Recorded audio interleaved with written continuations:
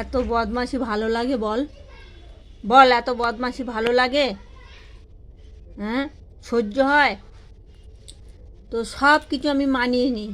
দেখ, মাংস আছে খাবি না, ছানা আছে খাবি না, ফল আছে খাবি না, তুই এই কাঁকড়ার খোসা ওইখানে পেয়েছিস, ওইটা চিবাচ্ছিস।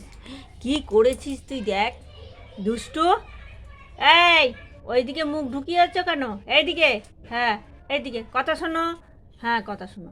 হ্যাঁ, তুমি এটা কেন করলে? এটা এটা কেন করেছো এটা?